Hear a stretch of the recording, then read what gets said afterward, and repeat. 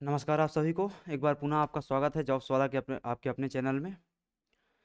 अभी हम जो आज से चालू कर रहे हैं वो आपका जो सिलेबस है असिस्टेंट रजिस्ट्रार का, उसका जो पार्ट बी है, उस पार्ट बी में जो यूनिट 8 दी हुई है उसको हम यहाँ से चालू कर रहे हैं, जिसका नाम क्या है, न्यू एजुकेशन पॉलिसी। उस न्यू एजुकेशन वाली चैप्टर पॉलिसी वाले चैप्टर में सिर्फ न्यू एजुकेशन पॉलिसी को ही समाहित नहीं किया गया है, कुछ अन्य टॉपिक्स भी, रैंडम टॉपिक शामिल हैं। जैसे उसमें दिया हुआ चिकित्सा शिक्षा क्या है, व्यावसायिक शिक्षा क्या है, तकनीकी शिक्षा क्या है, और अन्य भी इस प्रकार के बहुत सारे टॉपिक दिए हुए, उन सबको भी हम कवर करेंगे। पर अभी आज के इस वीडियो में हम स्पेसिफिकली किस पे फोकस्ड रहेंगे, न्यू एजुकेशन पॉलिसी पे फोकस्ड रहेंगे। उसके सराउंडिंग, उसके पहले जो चीज़ें चल रही थी उस पर फोकस्ड रहेंगे, उसके आसपास जो चीज़ें चल रही है उस पर फोकस्ड रहेंगे, ठीक है। पिछले अगर क्लास का अगर आप लोगों को कोई डाउट है तो आप लोग बता सकते हैं कमेंट सेक्शन वगैरह में, वहाँ पे उसको देखा जाएगा। अगर लगेगा कि वाकई में डाउट है तो हम, और या फिर कोई करेक्शन वगैरह आप करवाना चाहते हैं जहाँ पे लगेगा कि हाँ कुछ गलती हुई है मुझसे बोलने में या लिखने में, तो उसको करेक्ट किया जाएगा, ठीक है। पहला पॉइंट। दूसरा पॉइंट कि आप लोग चैनल को सब्सक्राइब कर लीजिए, टेलीग्राम से जुड़ जाइए, वहाँ पे आपको पीडीएफ फाइल मिल जाएंगी, ठीक है। पीडीएफ फाइल वगैरह का आप लोग अपने हिसाब से प्रिंट वगैरह निकलवा करके जैसे भी उनका उपयोग करना चाहें उपयोग कर सकते हैं, ठीक है। बिना टाइम वेस्ट किए सीधे चलते हैं अपने टॉपिक पर। आज के टॉपिक हमारा क्या होने वाला है, न्यू एजुकेशन पॉलिसी होने वाली है। लेकिन जैसा कि अभी मैंने डिस्कस किया कि न्यू एजुकेशन पॉलिसी से पहले जो भी बातें चल रही थी उसको भी हम क्या करेंगे, पहले यहाँ पर डिस्कस करेंगे, ठीक है। तो न्यू एजुकेशन पॉलिसी से पहले जो भी बातें चल रही हैं उस बातों में क्या क्या है, कुछ टॉपिक्स आते हैं कि उसके पहले कौन कौन सी एजुकेशन पॉलिसी चल रही थी, और दूसरा इसके अलावा कि भारत में वर्तमान में शिक्षा की स्थिति क्या है संवैधानिक तौर पर, ठीक है। संवैधानिक तौर पर बात कर रहा हूँ मैं, ठीक है। तो अब सबसे पहले देख लेते हैं भारत में शिक्षा की स्थिति वर्तमान में संवैधानिक तौर पर क्या है, उसके बारे में थोड़ा चर्चा कर लेते हैं, ठीक है। सबसे पहले क्या आ जाता है आपका इसमें, है ना, हाँ। अब आप अगर इसमें आता है शिक्षा संबंधी संवैधानिक स्थिति क्या आ जाती है भारत की, उसको देख लेते हैं। तो शिक्षा संबंधी संवैधानिक स्थिति में जो भी आज की तारीख में भारत में चल रहा है वो सब किसके बाद चालू हुआ था, 86वें संविधान संशोधन अधिनियम के बाद चालू चालू हुआ था। इसका मतलब ये नहीं है कि 86वें संविधान संशोधन 2000 के पहले भारत में शिक्षा के संबंध में संविधान में कोई प्रावधान नहीं किया गया था, इसका मतलब ये बिल्कुल नहीं है। उसके पहले भी प्रावधान था, लेकिन उन सभी प्रावधानों में क्या कर दिया गया, 86वें संविधान संशोधन के बाद उनकी भाषा में परिवर्तन कर दिया गया। कैसे परिवर्तन हुआ उस चीज़ को अब हम यहाँ पे देखते हैं, ठीक है। तो पहली बात तो 86वां संविधान संशोधन कब किया गया वो आपको याद रखना है, 2002 में किया गया, ठीक है। सबसे पहले क्या किया गया, यहाँ पे एक नया पूर्णतः अनुच्छेद जोड़ा गया। क्या जोड़ा गया, अनुच्छेद 21A जोड़ा गया, 21 का जोड़ा गया, 21A जोड़ा गया। उसको क्या बोल दिया गया, भाषा क्या रखी गई, 6 से 14 वर्ष के बच्चों को निःशुल्क एवं अनिवार्य शिक्षा प्राप्त करने का अधिकार बच्चों को दिया जाता है। क्या बात की रखी गई, अधिकार किसको दिया जाता है, बच्चों को दिया जाता है। तो 6 से 14 वर्ष के बच्चों को निःशुल्क या अनिवार्य शिक्षा प्राप्त करने का अधिकार बच्चों को दिया जाता है, ठीक है भाई। इस डेट आपको याद रखनी है, ईयर आपको याद रखना है, 6 से 14 वर्ष के बच्चों की बात कर रहे हैं हम, ठीक है। मतलब माध्यमिक शिक्षा की बात कर रहे हैं हम, ठीक है। एक तरीके से प्रारंभिक और माध्यमिक शिक्षा की बात कर रहे हैं हम, है ना। दूसरा आता है अनुच्छेद 45। अनुच्छेद 45 में क्या है कि 0 से 6 वर्ष के बच्चों की शिक्षा का दायित्व किसका होगा, राज्य का होगा। देखो, जो अनुच्छेद 45 होता था, क्या होता था, अनुच्छेद 45 होता था, उस अनुच्छेद की भाषा पहले क्या होती थी, मतलब कि 86वें संविधान संशोधन के पहले क्या होती थी कि 6 से 14 वर्ष के बच्चों को शिक्षा प्रदान करने का दायित्व किसका होगा, राज्य का होगा। 6 से 14 वर्ष के बच्चों को शिक्षा प्रदान करने का दायित्व किसका होगा, राज्य का होगा। पर 2002 के पश्चात, 86वें संविधान संशोधन के पश्चात 6 से 14 वर्ष वाले बच्चों को तो सीधा मौलिक अधिकार बना दिया गया। तो फिर 6 से 14 के लिए अब डीपीएस में लिखने की आवश्यकता नहीं है। तो उस 6 से 14 को क्या कर दिया गया, बदल दिया गया, उसकी भाषा बदल करके 0 से क्या कर दिया गया, 6 कर दिया गया। क्या कर दिया गया, 0 से 6 वर्ष कर दिया गया। तो 0 से 6 वर्ष के बच्चों को शिक्षा प्रदान करने का दायित्व किसका होगा, राज्य का होगा। इसीलिए क्या चल रहे हैं, आंगनबाड़ी केंद्र चलते हैं। जो आंगनबाड़ी केंद्र चलते हैं ना, वो अनुच्छेद 45 की पूर्ति के लिए चलते हैं। जो आपके सरकारी स्कूल चलते हैं वो अनुच्छेद 21A की पूर्ति के लिए चलाए जा रहे हैं, ठीक है। कभी मौका मिला अगर हमको डीपीएस पॉलिटी पढ़ने का, तब पढ़ाएंगे कि कैसे डीपीएसपी का इम्प्लीमेंटेशन सरकार द्वारा किया जाता है। कैसे सरकार आर्टिकल 39, 40, 41, 42, 39 के अंदर अंदर जो आते हैं आर्टिकल अलग, जीविकोपार्जन के लिए, समान कार्य समान वेतन के लिए, अन्य चीज़ों के लिए कैसे सरकार इंप्लीमेंट करती है। आर्टिकल 47 को कैसे इंप्लीमेंट कर रही है, 49 को कैसे इंप्लीमेंट कर रही है, 51 कैसे इंप्लीमेंट हो रहा है, ठीक है। 50 कैसे इंप्लीमेंट हो रहा है। 50 बहुत ज़्यादा इंपॉर्टेंट है। सेपरेशन ऑफ पावर की जो बात की जाती है ना, सेपरेशन ऑफ पावर की बात की जाती है अमंग जुडिशरी और कार्यपालिका के मध्य, ठीक है। तो वो कैसे काम होता है, खैर अभी छोड़ो। फिर क्या आता है अभी 21 से हमने देख लिया 6 से 14 वर्ष के बीच में निःशुल्क अनिवार्य शिक्षा। 45 हमने देख लिया 0 से 6 वर्ष के बीच में शिक्षा हो गई। फिर एक और यहाँ पे काम किया गया, वो क्या किया गया, अनुच्छेद 51 का के जोड़ा गया। ठीक है, क्या अनुच्छेद 51 का किससे डील करता है, आपके मौलिक कर्तव्यों से डील करता है। किससे डील करता है, मौलिक कर्तव्यों से। उसमें एक और क्या जोड़ दिया गया, मौलिक कर्तव्य जोड़ा गया के नंबर, अर्थात 11वें नंबर जोड़ दिया गया कि माता पिता और अभिभावकों का दायित्व होगा या कर्तव्य होगा कि वो 6 से 14 वर्ष के बच्चों को क्या करें, शिक्षा प्रदान करें। क्या हुआ, 21A में क्या बोला गया, 6 से 14 वर्ष को शिक्षा प्राप्त करने का अधिकार दिया जाता है, निःशुल्क अनिवार्य शिक्षा प्राप्त करने का। अनुच्छेद 45 में क्या लिखा गया कि 0 से 6 वर्ष तक के बच्चों को स्कूल भेजने का दायित्व कर्तव्य किसका होगा, माता पिता पेरेंट्स का होगा। फिर अनुच्छेद 51 का में क्या बोला गया कि माता पिता का दायित्व होगा अपने बच्चों को स्कूल भेजें। अब आता है इसमें अन्य उपबंध। अन्य उपबंधों में क्या क्या आ जाता है कि अनुच्छेद 30 में कुछ बातें कही गई। क्या बातें कही गई अनुच्छेद 30 में कि शिक्षा संस्थानों की स्थापना और प्रशासन का अल्पसंख्यकों को क्या दिया गया है, अधिकार दिया गया। मतलब क्या है, जो अल्पसंख्यक है वो अपने लिए क्या कर सकते हैं, विभिन्न प्रकार के शिक्षण संस्थान आदि क्या कर सकते हैं, स्थापित कर सकते हैं, उनकी स्थापना कर सकते हैं और अपना प्रशासन संचालन कर सकते हैं। ठीक है, दूसरा अगला आता है आपका अनुच्छेद 46। अनुच्छेद 46 में क्या बात की गई है, SC ST की शिक्षा उन्हें विशेष आर्थिक सहायता प्रदान किए जाने संबंध में बातें की गई। ठीक है, फिर आता है अनुच्छेद 350A। ये इंपॉर्टेंट है आपके लिए, क्या है 350A में क्या बातें की गई हैं, तो भाषाई अल्पसंख्यकों के लिए मातृभाषा में प्राथमिक शिक्षा प्रदान करना। ठीक है, जब आप क्या पढ़ेंगे, अनुच्छेद 343 से लेकर के अनुच्छेद 351 तक पढ़ेंगे। ठीक है, मेरे ख्याल से आप लोगों ने कुछ लोगों को आर्टिकल वगैरह याद होंगे, तो आप याद कीजिए, स्मरण कीजिए कि अनुच्छेद 343 से लेकर के अनुच्छेद 351 तक की जो बातें हैं किस में आती हैं, भाग 17 में आती हैं। ठीक है, एक बार इस चीज को क्रॉस चेक कर लीजिएगा। ठीक है, किस में आती हैं, भाग 17 में आती हैं। वो जो भाग 17 में इतने सारे आर्टिकल आते हैं, उन आर्टिकलों में क्या क्या चीज़ें समाहित की गई हैं। तो जो 343 आता है उसमें क्या बात की गई, भारत की राजभाषा क्या होगी, क्या होगी भारत की राजभाषा, इसके बारे में बात की गई है। तो देवनागरी लिपि में लिखित हिंदी भारत की राजभाषा होगी, ये बात की गई है। अनुच्छेद 344 में क्या बात लिखी गई है, तो हिंदी जो राजभाषा आयोग होता है, क्या होता है, राजभाषा आयोग, हिंदी के संबंध में जो राजभाषा आयोग होता है उसके बारे में बात की गई है। गृह मंत्री उसके पदेन अध्यक्ष होते हैं, इसके बारे में बात की गई है। ठीक है, और ऐसे ही आपके 345, 346, 347 चलते रहते हैं कि उसमें संसद में किस प्रकार की भाषा प्रयोग होगी, न्यायपालिका में किस प्रकार की भाषा प्रयोग होगी, अन्य अन्य बारों में अलग अलग उपबंध किए गए हैं। ठीक है, ऐसे ही आ जाता है आपका 350। 350 में फर्दर 2 आर्टिकल आते हैं, 350A, 350B। 350A में क्या आता है, जो हमने डिस्कस कर लिया, भाषाई अल्पसंख्यकों के लिए मातृभाषा में प्राथमिक शिक्षा प्रदान करना। भाषाई अल्पसंख्यक मतलब ऐसी भाषा को बोलने कोई एक ऐसी भाषा जिसको बोलने वालों की संख्या क्या है, बहुत ही कम है। कोई एक ऐसी भाषा जो क्या है, संकटग्रस्त है, कुछ समय पश्चात क्या हो सकती है, समाप्त हो सकती है।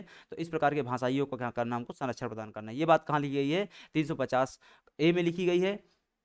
और 350B में क्या बात लिखी गई है, एक लिंग्विस्टिक ऑफिसर की बात की गई है। किसकी बात की गई है, एक लिंग्विस्टिक ऑफिसर की बात की गई है। किसकी बात की गई है, लिंग्विस्टिक ऑफिसर की बात की गई है, जिसको क्या बोलते हैं हम, भाषाई अधिकारी बोलते हैं। क्या बोलते हैं, भाषाई अधिकारी बोलते हैं। ये क्या काम करता है, तो भाषाई अल्पसंख्यक वर्ग जो होते हैं उनके उत्थान के लिए, उनके अपलिफ्टमेंट के लिए काम करता है। ठीक है, सोचो, हमको लग रहा होगा ये नाम छोटा है, ये पद बिल्कुल भी छोटा नहीं है। ठीक है, भाषाई अल्पसंख्यक अधिकार, भाषाई जो अधिकारी होता है उसका अपॉइंटमेंट राष्ट्रपति द्वारा किया जाता है। पहला पॉइंट, वो रिपोर्ट राष्ट्रपति को करता है, वो राष्ट्रपति को अपनी रिपोर्ट सबमिट करता है। ठीक है, और उसका जो कार्यकाल है, सेवा शर्तें, वो कौन डिसाइड करता है, सीधे राष्ट्रपति डिसाइड करते हैं। ठीक है, तो एक महत्वपूर्ण पद है जो कार्य कर रहा है हमारे देश में। ठीक है, तो ये क्या हो जाता है, शिक्षा के संबंध में संवैधानिक उपस्थिति क्या है, वो उसके बारे में चर्चा की हमने, जो कि 86वें संविधान संशोधन 2002 से बहुत बड़े स्तर पे क्या है, को रिलेटेड है, संबंधित है। ठीक है, ये वाला जो पोर्शन इसका 86वें संविधान संशोधन से कोई संबंध नहीं। ठीक है, इसको याद रखना।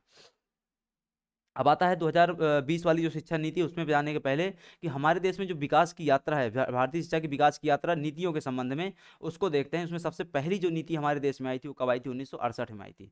हमारे देश की पहली शिक्षा नीति कब आई थी, 1968 में आई थी, राष्ट्रीय शिक्षा नीति। स्वतंत्र भारत की क्या है, पहली नीति है, जिसको कोठारी आयोग की अनुशंसा पर लाया गया था। और कोठारी आयोग कब बना था, 1966 में बना था। 1964 में गठित किया गया था। 66 में वो रिपोर्ट सबमिट करेगा और अनुशंसा देगा कि एक नीति होनी चाहिए, राष्ट्रीय नीति होनी चाहिए शिक्षा के संबंध में। तो उसकी सिफारिश पर क्या किया जाएगा, इसको स्थापित किया जाएगा, मतलब इस चीज़ को लाया जाएगा। ठीक है, ये जो नीति थी, इसमें एक महत्वपूर्ण काम क्या किया गया, कई सारे काम किए गए, उनमें से एक महत्वपूर्ण काम क्या था, शिक्षा को राष्ट्रीय महत्व का विषय घोषित किया गया। शिक्षा को क्या किया गया, राष्ट्रीय महत्व का विषय घोषित किया गया। यहाँ हमने पीछे डिस्कस किया आपका स्लाइड में, संवैधानिक स्थिति में एक पॉइंट और क्लियर कर लीजिए, चूंकि अभी स्थिति की बात आई थी। तो जो शिक्षा है वो हमारे क्या है, समवर्ती सूची का विषय है। शिक्षा क्या है, हमारे समवर्ती सूची का विषय है। क्या है, कॉन्करेंट लिस्ट का विषय है। कॉन्करेंट लिस्ट मतलब जो आपके शेड्यूल 7 है, आपका शेड्यूल 7 है, उसके शेड्यूल 7 में 3 प्रकार की सूचियाँ आती हैं। कौन कौन सी? सेंट्रल लिस्ट आती है जिसको क्या बोलते हैं, संघ सूची बोलते हैं। स्टेट लिस्ट आती है जिसको क्या बोलते हैं, राज्य सूची बोलते हैं। कॉन्करेंट लिस्ट आती है जिसको हम क्या बोलते हैं, समवर्ती सूची बोलते हैं। सेंट्रल लिस्ट में दिए गए विषयों पर कानून बनाने का अधिकार मात्र किसको है, राज्य सरकार को है। स्टेट लिस्ट में दिए गए विषयों पर कानून बनाने का अधिकार एकमात्र किसको है, राज्य को है। पर ये जो एकमात्र शब्द है राज्य के लिए, वो क्या हो जाता है, अपवादों के साथ जुड़ा हुआ है कि अगर देश इमरजेंसी लगी हुई है और राज्य में या फिर राष्ट्रपति शासन लगा हो, तो उन सब परिस्थितियों में केंद्र सरकार क्या करेगी, राज्य के विषयों पर कानून बनाने चालू कर देगी।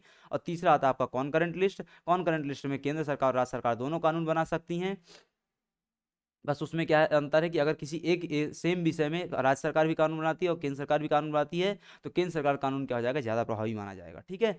अब यहाँ पे क्या बात की गई, समवर्ती शिक्षा क्या समवर्ती सूची का विषय है। इसका मतलब क्या है, राज्य और केंद्र दोनों मिल करके उस विषय क्या करते हैं, रेगुलेट करते हैं। तो इसी कारण क्या है, एनईपी जो बनाई गई किसके द्वारा बनाई गई, न्यू एजुकेशन पॉलिसी किसने बनाई, केंद्र सरकार ने बनाई।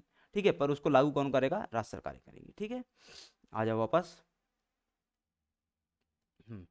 हमने क्या देख रहे थे, भारतीय शिक्षा की विकास यात्रा देख रहे थे। इसमें 1967 में क्या किया, राष्ट्रीय शिक्षा नीति लाई गई, जिसमें शिक्षा को राष्ट्रीय महत्व का विषय घोषित किया गया था। ठीक है। यहाँ तक की बातें हो गई। अब आता है 14 वर्ष की आयु तक के सभी बच्चों के लिए अनिवार्य शिक्षा का लक्ष्य और शिक्षकों का बेहतर प्रशिक्षण योग्यता पर क्या किया गया, फोकस किया गया। नीति ने प्राचीन संस्कृत भाषा के शिक्षण को ही क्या किया, प्रोत्साहित किया। जो संस्कृताइज्ड एजुकेशन होती है, संस्कृताइज्ड एजुकेशन मतलब क्या होता है, शिक्षा में संस्कृत का क्या कर देना, संस्कृत क्या कर देना, समावेशन कर देना। ठीक है। उस शिक्षा को यहाँ से क्या दिया गया, बढ़ावा दिया गया। इसके अलावा शिक्षा पर केंद्रीय बजट का 6% व्यय करने की बात कही गई थी। ठीक है। देखो सोचे, कितनी सोचने वाली बात है या हास्यास्पद बात है कि 1968 से हमारी क्या है, कहानी चल रही है। सिर्फ मतलब ये मतलब सिर्फ ये शिक्षा की बात नहीं है, हर क्षेत्र की बात है कि सरकारों द्वारा इतने लंबे लंबे वादे किए जाते हैं, आज भी वही वादे किए जा रहे हैं कि मतलब शिक्षा का विकास मतलब 6% हम जीडीपी का खर्च कर देंगे। तो शिक्षा तो क्या है, यहाँ से अगर यहाँ पहुँच जाएगी सीधे, अगर आप उतना खर्च करने लग जाएं। लेकिन इतना कभी खर्च नहीं हुआ। 2020 की जब न्यू एजुकेशन पॉलिसी को लागू किया गया, उसमें भी ये प्रावधान रखा गया। 2020 की न्यू एजुकेशन पॉलिसी में भी ये प्रावधान रखा गया कि हम शिक्षा में जो बजट है उसको बढ़ाकर कितना कर देंगे, 6% कर देंगे। लेकिन मजे की बात यह है कि उस समय भी ये प्रावधान जब रखा गया 68 में, और उस समय से लेकर के 2020 तक में कहानी मात्र कहाँ तक पहुंच पाई, 1.7% तक पहुंच पाई। मतलब जीडीपी का मात्र 1.7%, अथवा कई जगह आपको 2% भी मिलेगा। 2% हम क्या कर रहे हैं, खर्च कर रहे थे। ठीक है। तो 6% तो खर्च करना क्या है, बहुत दूर की बात है, टेढ़ी खीर है। ठीक है। खैर, इसके अलावा माध्यमिक स्तर त्रिभाषा सूत्र को लागू किया गया। अब आता है त्रिभाषा सूत्र क्या होता है, उसको समझ लो थोड़ा सा। त्रिभाषा सूत्र किसके अनुशंसा पर है, कोठारी आयोग, जो अभी हमने कोठारी आयोग देखा ना, इसी अनुशंसा पर क्या हो जाएगा आपका, त्रिभाषा सूत्र आ जाएगा। उद्देश्य क्या था, हिंदी भाषा का विकास करना और एकता की भावना का संवर्धन का। हिंदी भाषा का विकास करना और एकता की भावना किसके मध्य संवर्धन करना, विभिन्न भाषाई वर्गों के मध्य एकता की भावना का संवर्धन करना। ठीक है। प्रस्ताव क्या रखा गया कि हिंदी भाषा में हिंदी भाषी राज्यों में, कहाँ, हिंदी भाषी राज्यों में हिंदी व अंग्रेजी के अतिरिक्त 8वीं अनुसूची की एक भाषा को पढ़ाया जाएगा। कहाँ, हिंदी भाषी राज्यों में।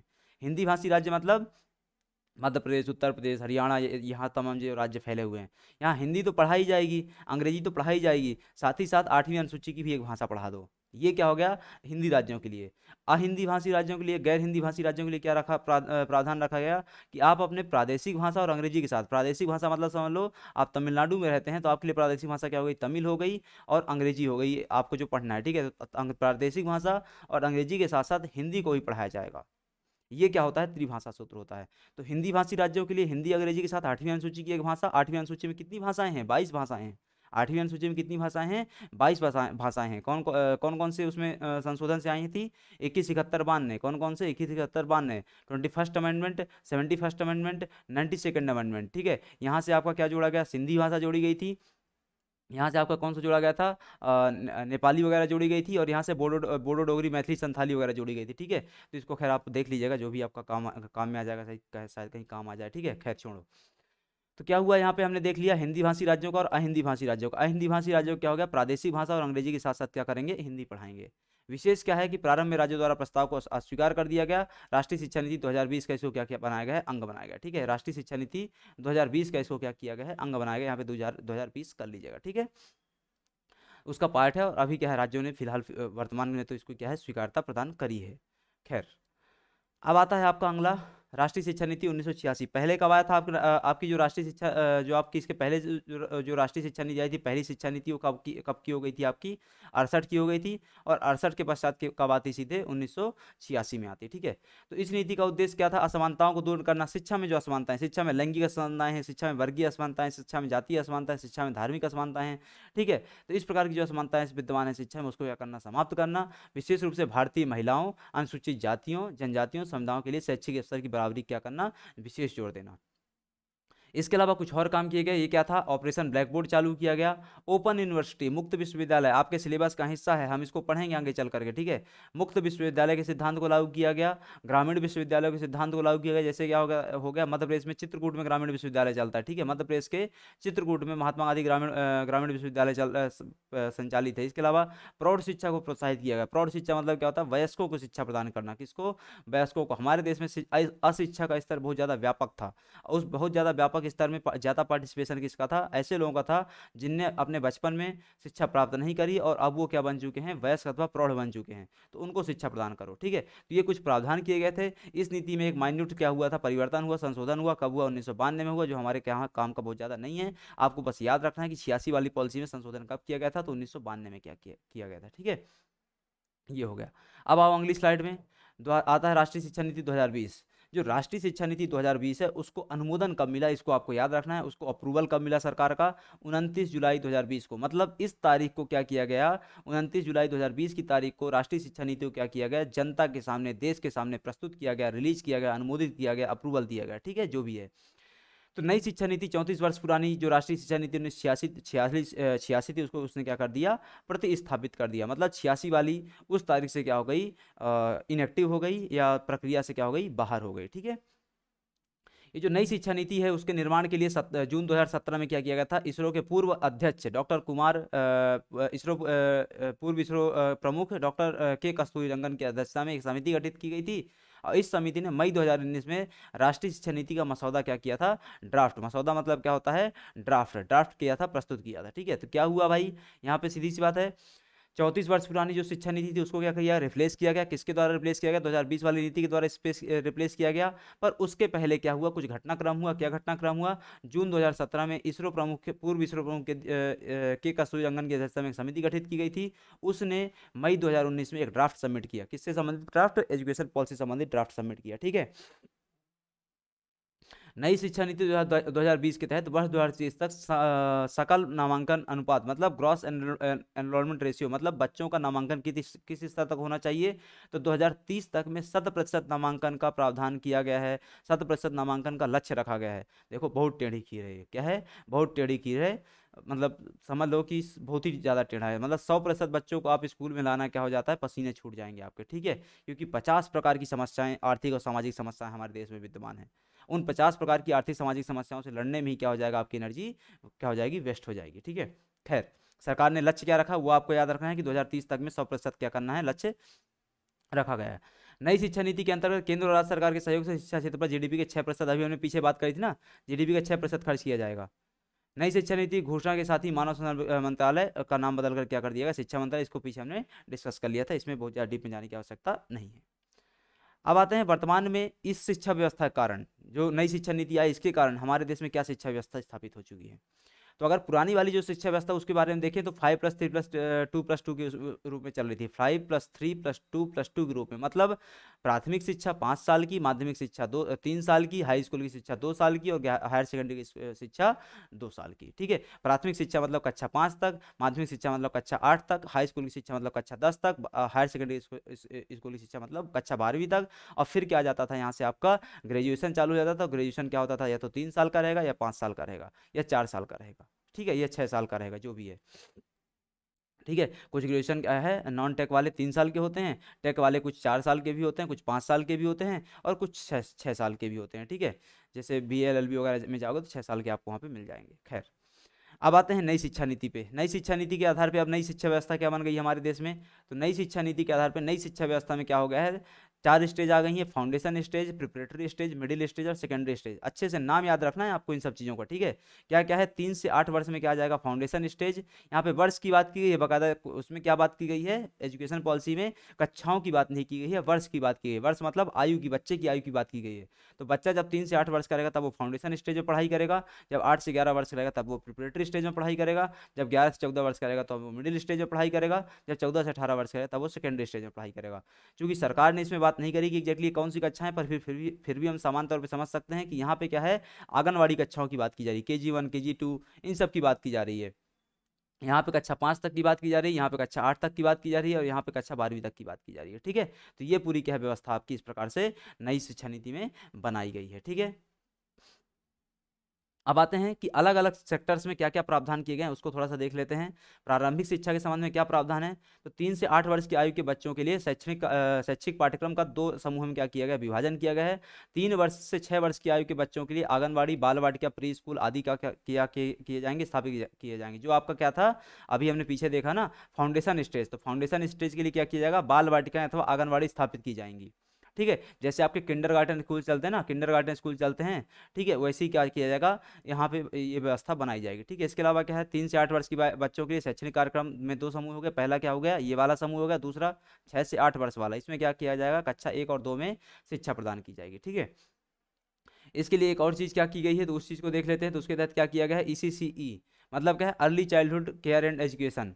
Early childhood care and education से जुड़ी योजनाओं का निर्माण क्रियान्वयन केंद्रीय मानव संसाधन मंत्रालय, महिला मतलब कि शिक्षा मंत्रालय, महिला एवं बाल विकास मंत्रालय, स्वास्थ्य परिवार एवं कल्याण मंत्रालय, जनजातीय कार्य मंत्रालय, 4 मंत्रालय रहेंगे। वो क्या करेंगे, मिल करके ECCE के संबंध में नीति निर्माण करेंगे। Early childhood care and education के संबंध में पॉलिसीज मेकिंग का काम किसके द्वारा किया गया, शिक्षा मंत्रालय द्वारा, आपके जनजातीय कार्य मंत्रालय द्वारा, महिला एवं बाल विकास मंत्रालय द्वारा, स्वास्थ्य एवं परिवार कल्याण मंत्रालय द्वारा। ये चारों मंत्रालय कहीं ना कहीं बच्चों से संबंधित थोड़े बहुत क्या है बने हुए हैं। जैसे महिला बाल विकास तो है ही, स्वास्थ्य परिवार कल्याण भी हो जाता है बच्चों के स्वास्थ्य के संबंध में, और जनजाति हो जाता है जनजातीय बच्चों के संबंध में, ठीक है।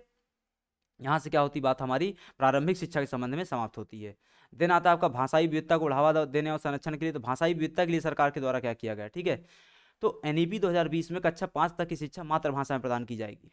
स्पष्ट बातें की गई हैं। कक्षा 5 तक की शिक्षा किसमें प्रदान की जाएगी, मातृभाषा में। आप तमिल बोलते हैं तमिल में, आप तेलुगु बोलते हैं तेलुगु में, आप हिंदी बोलते हैं आपको हिंदी में शिक्षा प्रदान की जाएगी। यह क्षेत्रीय भाषा को अध्ययन के माध्यम के रूप में अपनाया जाएगा। साथ ही इस नीति में मातृभाषा को कक्षा 8 और आगे की शिक्षा के लिए क्या किया गया, प्राथमिकता देने का सुझाव किया गया। मतलब जो अभी हमने पीछे डिस्कस किया ना कि 2020 की एजुकेशन पॉलिसी जो त्रिभाषा सूत्र क्या है, लागू है। लेकिन ये लागू कब होगा, कक्षा 8 और उसके पश्चात लागू होगा। कक्षा 8 और उसके पहले क्या लागू होगा, तो कक्षा 5 तक क्या है, मातृभाषा में रखा जाएगा। और कक्षा 5 से कक्षा 8 तक के बीच की कहानी में क्या बोला गया है कि बच्चा जो चाहे उस विषय को उस भाषा को चयनित कर सकता है, ठीक है। कक्षा 5 तक मातृभाषा अनिवार्य है, 5 से 8 तक बच्चे के चयन पे छोड़ा गया है, और उसके बाद त्रिभाषा सूत्र लागू हो जाएगा आपका, ठीक है। इसके बाद क्या है, स्कूली और उच्च शिक्षा में बच्चों के लिए संस्कृत और अन्य प्राचीन भारतीय भाषाओं के विकल्प का उपलब्ध कराया गया। मतलब क्या है, यहाँ पे विकल्प उपलब्ध करवाया गया, कोई कंपल्सन नहीं कि आपको ये करना ही है। आप अगर चाहते हैं तो संस्कृत में पढ़िए, अगर आप नहीं चाहते तो संस्कृत में पढ़िए। और अन्य प्राचीन भारतीय भाषाएं भी उसमें क्या की गई हैं, रखी गई हैं, ठीक है। विकल्प उपलब्ध होगा, परंतु किसी भी छात्र पर भाषा के चुनाव कोई बाध्यता नहीं है। जस्ट अभी हमने डिस्कस किया ना, सरकार ने सिर्फ प्रावधान रखा है, ये नहीं बोला है कि आपको ये पढ़ना ही पड़ेगा। अगर आपकी रुचि है तो आप उसको क्या कर लीजिए, उस विषय को क्या कर लीजिए, आप पिक कर लीजिए और उसमें पढ़ना चालू कर दीजिए। इसके अलावा क्या किया गया है, भारतीय सांकेतिक भाषा का प्रबंध किया गया है। क्या है कि बधिर छात्रों के लिए, जो मूक बधिर छात्र होते हैं, उनके लिए राष्ट्रीय और राज्य स्तर पर पाठ्यक्रम सामग्री विकसित की जाएगी। वो जो पाठ्यक्रम सामग्री विकसित होगी, भारतीय सांकेतिक भाषा के तौर पर विकसित की जाएगी। भारतीय भाषा सांकेतिक भाषा के आधार पर विकसित की जाएगी। उसको क्या बोला जाएगा, इंडियन साइन लैंग्वेज को पूरे देश में मानकीकृत किया जाएगा। मानकीकृत करने का मतलब क्या है कि पूरे देश में एक समान बनाया जाएगा, किसको, इंडियन साइन लैंग्वेज को, ठीक है। इसके बाद क्या है कि NEP 2020 के तहत भारतीय भाषाओं के संरक्षण और विकास के लिए एक भारतीय अनुदान एवं व्याख्या संस्थान, इन सब नामों को आपको याद रखना है, ठीक है। भारतीय अनुवाद एवं व्याख्या संस्थान मतलब Indian institute of translation and interpretation, Indian institute of translation and interpretation अनुदान एवं व्याख्या संस्थान की स्थापना की जाएगी, जो किसको अनुवादित करेगा, किसका इंटरप्रिटेशन करेगा, फारसी, पाली और प्राकृत के लिए राष्ट्रीय संस्थान स्थापित का सुझाव दिया गया। मतलब किसके लिए, फारसी, पाली और प्राकृत भाषाओं के अनुवादन के लिए, उनके इंटरप्रिटेशन के लिए ये संस्थान स्थापित किया गया है, ये काम करेगा, ठीक है। तो ये भाषाई विविधता के लिए हो गया। क्या क्या होगा भाषाई विविधता के लिए, कक्षा 5 तक मातृभाषा में हो गई। कक्षा 8 से क्या होगा, त्रिभाषा सूत्र लागू हो जाएगा। इसके पहले क्या है, संस्कृत का विकल्प रखा गया है, अन्य प्राचीन भारतीय भाषाओं का विकल्प रखा गया है, इंडियन साइन लैंग्वेज मुख्य बधिरों की विकसित किया जाएगी, जिसका मानकीकरण किया जाएगा। इसके अलावा क्या हो जाता है आपका, अनुवाद एवं व्याख्या संस्थान हो जाता है, जो भारतीय भाषाओं के अनुवादन के लिए कार्य करेगा। ठीक है, नेक्स्ट आता है आपका पाठ्यक्रम मूल्यांकन से जुड़े सुझाव। पाठ्यक्रम मूल्यांकन से जुड़े सुझाव में क्या आता है, कक्षा 6 से ही शैक्षिक पाठ्यक्रम में व्यावसायिक शिक्षा को शामिल किया जाएगा और इसमें इंटर्नशिप की व्यवस्था की जाएगी। मतलब बच्चों को शुरू से ही क्या किया जाएगा, प्रशिक्षण प्रदान किया जाएगा, स्किल डेवलपमेंट किया जाएगा। आपने बीच में सुना रहा होगा ना, आप हो सकता है अब तो उसका ऐड आना थोड़ा बंद हो गया है, बहुत जरूरी भी था, खैर दिमाग खा लिया था। वो क्या था आपका, व्हाइट हेड जूनियर। क्या हो गया था, व्हाइट हेड जूनियर। आपने व्हाइट हेड जूनियर का आपने हेड देखा होगा। वो व्हाइट हेड जूनियर वाले आते थे, वो बोलते थे कि आपका बच्चा 5वीं कक्षा में है, मतलब वो 5वीं कक्षा के बच्चे को ही क्या बोलते थे, तो घर में नकारा बैठा हुआ है। वो इस प्रकार से क्या करना चाह रहे थे, चीज़ों को प्रदर्शित करते थे। ठीक है, मतलब 5वीं कक्षा के बच्चे को आप कौन सा प्रशिक्षण दे करके कौन सा उसको साइंटिस्ट बना देंगे उसी वर्ष में आप, है ना। फिर भी उसको किस रूप में प्रदर्शित किया जाता था उन सब एड्स में, कि भाई बच्चा की आपका क्या है, किसी काम का नहीं है, पूर्णतः अनस्किल्ड है, उसको क्या करिए, कुछ स्किल प्रदान कीजिए। तो उसको वहीं से वो क्या करते हैं, बुद्धिमत्ता और पता नहीं 50 चीज़ें क्या है सिखा रहे थे। ये क्या हो जाता है, अनावश्यक थोपना हो जाता है। ठीक है, आप 5 साल के बच्चे को, 6 साल के बच्चे को, 7 साल के बच्चे को ये सब चीज़ें जबरदस्ती थोप नहीं सकते हैं। ठीक है, उससे क्या होती है, समस्याएं और गंभीर होती हैं। ठीक है, पर फिर भी न्यू एजुकेशन पॉलिसी में क्या रखा है, कक्षा 6 से ही बच्चों के लिए, कक्षा 6 का बच्चा मतलब क्या होता है, 11 साल का बच्चा, लगभग मोटा मोटा कि 11 से 12 साल का बच्चा होता है, उसको इंटर्नशिप प्रशिक्षण की व्यवस्था की गई है। राष्ट्रीय शैक्षिक अनुसंधान और प्रशिक्षण परिषद एनसीईआरटी द्वारा स्कूली शिक्षा के लिए राष्ट्रीय पाठ्यक्रम का रूपरेखा तैयार की जाएगी।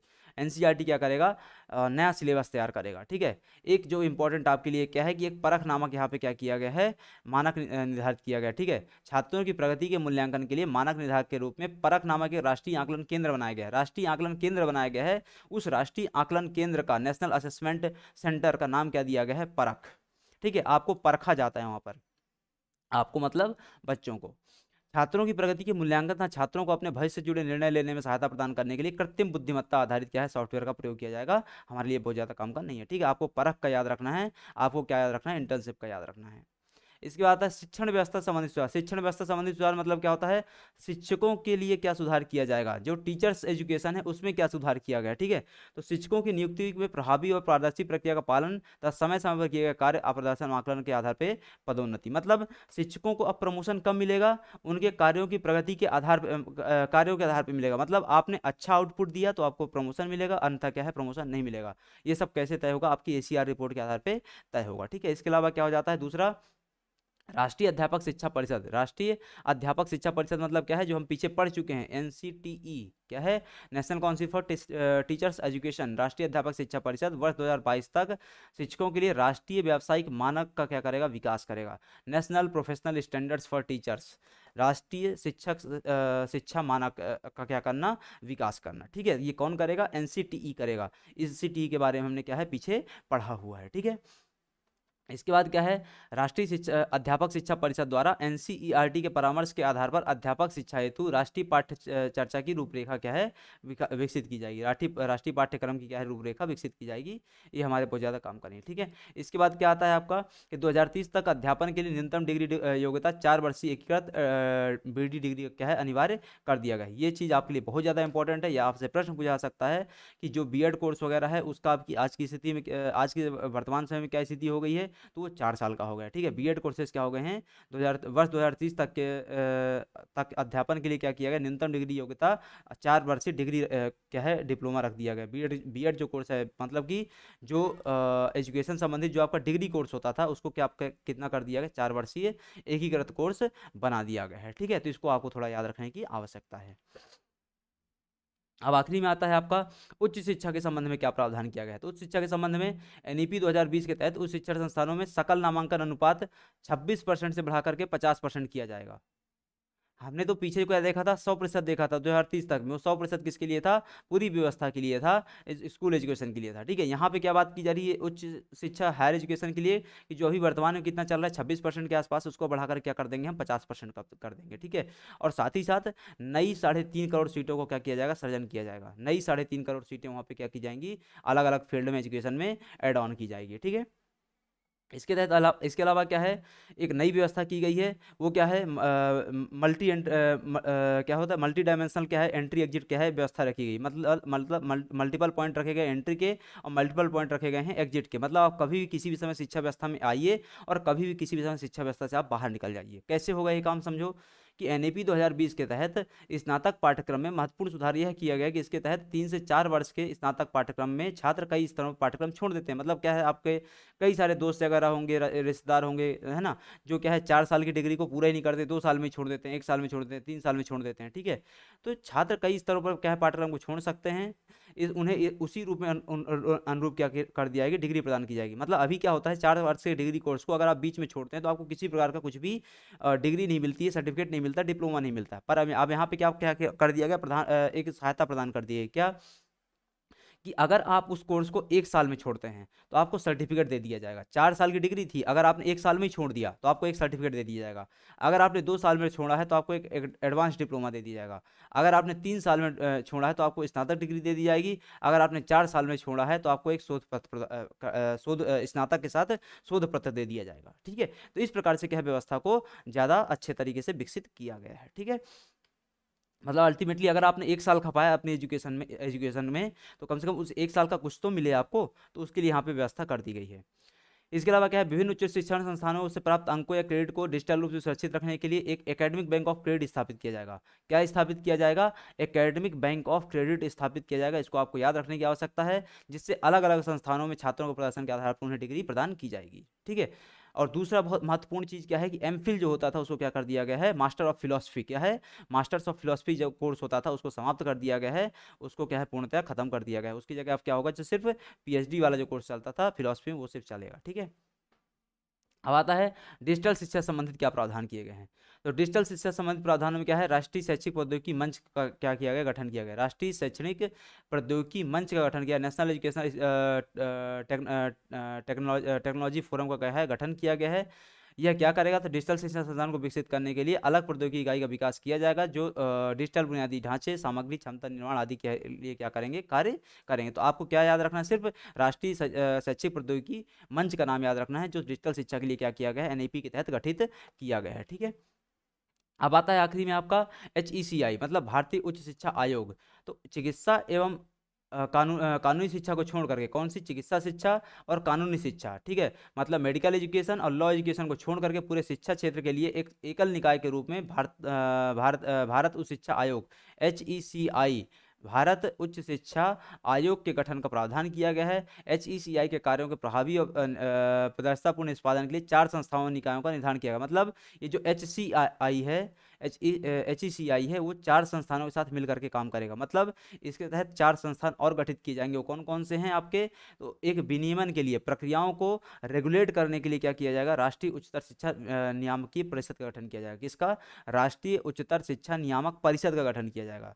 दूसरा, मानकों के निर्धारण के लिए, स्टैंडर्ड्स के निर्धारण के लिए क्या किया जाएगा, राष्ट्र सामान्य शिक्षा परिषद का गठन किया जाएगा। वित्त पोषण के लिए उच्चतर शिक्षा अनुदान परिषद का गठन किया जाएगा। और प्रत्यायन के लिए क्या किया जाएगा, राष्ट्रीय प्रत्यायन परिषद का गठन किया जाएगा। ठीक है, क्या समझा आपने यहाँ पे, एक बार फिर से समझो। चिकित्सा और कानूनी शिक्षा का छोड़ करके बाकी पूरी व्यवस्था को रेगुलेट करने के लिए एक हायर एजुकेशन डिपार्टमेंट बनेगा। मतलब क्या है, भारत उच्च शिक्षा आयोग बनेगा। उसको नाम क्या दिया गया है, भारत उच्च शिक्षा आयोग नाम दिया गया। वो बनेगा, HECI बनेगा। वो 4 संस्थानों के साथ मिलकर के काम करेगा। कौन कौन से 4 संस्थान है, राष्ट्रीय उच्चतर शिक्षा नियामकीय परिषद है जो विनियमन का कार्य करेगा, सामान्य शिक्षा परिषद है जो मानकों के निर्धारण का काम करेगा, उच्चतर शिक्षा अनुसंधान परिषद जो वित्त पोषण का काम करेगा, और राष्ट्रीय प्रत्यायन परिषद है जो प्रत्यायन का काम करेगा। ठीक है, इसमें क्या है, एक और संस्थान स्थापित की जाएगा, उसको क्या बोलते हैं, मेरू बोलते हैं, बहुविषयक शिक्षा एवं अनुसंधान विश्वविद्यालय। ठीक है, मल्टी सब्जेक्ट या मल्टी डायमेंशनल क्या हो जाता है, एजुकेशन रिसर्च यूनिवर्सिटी हो जाती है। तो मेरू में इसको डायरेक्ट नाम क्या दिया गया है, मेरू। ठीक है, मेरुदंड जो होता है ना आपका स्पाइनल कॉर्ड, वो नाम दिया गया है। मतलब क्या होने वाला है, हमारे शिक्षा व्यवस्था की रीढ़ बनने वाला आगे समय, आने वाले समय में। ठीक है, तो हमारी शिक्षा व्यवस्था की ये रीढ़ बन करके उभरेगा। तो मेरू की स्थापना का ही प्रावधान कहाँ किया गया है, आपके न्यू एजुकेशन पॉलिसी 2020 में किया गया है। अब आखिरी में आता है आपका यहाँ पे कि न्यू एजुकेशन पॉलिसी लागू करने वाला पहला राज्य कौन सा है, उत्तराखंड है, जिसने 12 जुलाई 2020 को लागू करा था। दूसरा राज्य कौन सा है, मध्य प्रदेश है। अच्छे से याद रखना है, मध्य प्रदेश क्या है, सेकंड स्टेट है न्यू एजुकेशन पॉलिसी 2020 को लागू करने वाला। पहला राज्य कौन सा है, उत्तराखंड है। ठीक है, इसको आपको याद रखने की आवश्यकता है। अब है कि नई शिक्षा नीति से संबंधित चुनौतियां क्या क्या है, ये आपके लिए बहुत ज़्यादा महत्व की बातें नहीं है, बट फिर भी चूंकि हम पढ़ रहे हैं तो एक बार थोड़ा देख लेते हैं। राज्यों का सहयोग, राज्य सहयोग क्यों नहीं कर रहे हैं, राज्य सहयोग क्यों नहीं कर रहे। राज्य को दिक्कत है वित्त पोषण से, कि प्रॉपर उनको वित्त पोषण नहीं हो रहा। राज्यों को दिक्कत है कि जो व्यवस्था है उसको क्या किया जा रहा है, केंद्र सरकार द्वारा पूर्णतः रेगुलेट करके हम पे अनावश्यक दबाव बनाया जा रहा है। राज्य क्यों सहयोग नहीं कर रहे, राज्यों का कहना है कि यहाँ पे व्यवस्था क्या कर दिया गया है, व्यवस्था में जबरदस्ती क्या है, कुछ चीज़ों को थोपा जा रहा है। ठीक है, थोपा जा रहा है मतलब जैसे त्रिभाषा सूत्र को थोपा जा रहा है। ठीक है, तो ये सब समस्याओं का कारण क्या है, राज्य सहयोग प्रदान नहीं कर रहे हैं। इसी कारण इसके इम्प्लीमेंटेशन में क्या हो रही, थोड़ी दिक्कत जा रही है। इसके अलावा महंगी शिक्षा व्यवस्था से इसको सामना करना पड़ेगा। जो न्यू एजुकेशन पॉलिसी उसको किससे सामना करना पड़ेगा, प्राइवेट शिक्षण संस्थानों में चल रही महंगी एजुकेशन व्यवस्था से सामना करना पड़ेगा। शिक्षा का संस्कृतिकरण का आरोप लगाया गया है, मतलब जो शिक्षा व्यवस्था है, जो न्यू एजुकेशन पॉलिसी आई है उसमें संस्कृत का दबदबा है। संस्कृत का दबदबा होने के कारण क्या बोल दिया गया उसको, कि हमारी शिक्षा व्यवस्था का संस्कृतिकरण किया जा रहा है। इसके अलावा क्या है, फंडिंग संबंधी जांच का क्या है, अपर्याप्त होना। फंडिंग संबंधी जांच मतलब जो यहाँ पे फंडिंग हो रही है, जो यहाँ पे अनुदान आ रहे हैं, उनके संबंध में कोई जांच के लिए कोई अलग संस्थान नहीं बनाया गया है। इसके अलावा वित्त पोषण की दिक्कत है, कि वित्त कौन देगा, कितना देगा, कब देगा, कैसे देगा। ठीक है, पर्याप्त देगा या नहीं देगा, इसमें संशय बना हुआ है। और मानव संसाधन का अभाव, मतलब हमारे पास रिसोर्सेस नहीं है, हमारे पास उच्च शिक्षण कौशल वाले शिक्षक नहीं है, हमारे पास टेक्नोलॉजी नहीं है, हमारे पास क्या है डिजिटल समाधान नहीं समस्याओं का। ये सब समस्याएं क्या है बनी हुई हैं। तो इसके कारण क्या होती है, यहाँ पे एक चुनौती उभर करके आती है। ठीक है, यहाँ से क्या होता है, आपका ये वाला जो न्यू एजुकेशन पॉलिसी संबंधित जो भी बातें थी क्या होती, समाप्त होती हैं। अगर आपको कोई डाउट है तो आप कमेंट सेक्शन में बता सकते हैं। टेलीग्राम चैनल आप ज्वाइन कर लीजिए। टेलीग्राम चैनल आपको कैसे मिलेगा, तो जॉब्स वाला आप सर्च करेंगे। कहाँ पे सर्च करेंगे आप, जॉब्स वाला, जॉब्स वाला आप सर्च करेंगे, ये लिखा हुआ है यहाँ पर। ठीक है, इसको आप सर्च करेंगे कहाँ पर, टेलीग्राम में, वहाँ पे आपको जॉब्स वाला जॉब्स वाला के तहत वो चीज़ें मिल जाएंगी, मतलब चैनल मिल जाएगा जहाँ पे आपको पूरी PDF फाइल मिल जाएंगी। इसके अलावा क्या है, आप यूट्यूब चैनल को सब्सक्राइब कर लीजिए। जो भी आपके दोस्त मित्र यार तैयारी कर रहे हैं उनको भी बता सकते हैं। अगर आपको अच्छा लगा है पढ़ाना, अगर आपको कंटेंट अच्छा लगा है तो आप उनको भी इस संबंध में सूचित कर सकते हैं। ठीक है, तो अभी क्लास समाप्त करते हैं, मिलते हैं आपसे अगले लेक्चर में, जिसमें हम यूनिट 2 का जो आगे का पोर्शन है उसको डिस्कस करेंगे। तब तक के लिए आप सभी का धन्यवाद।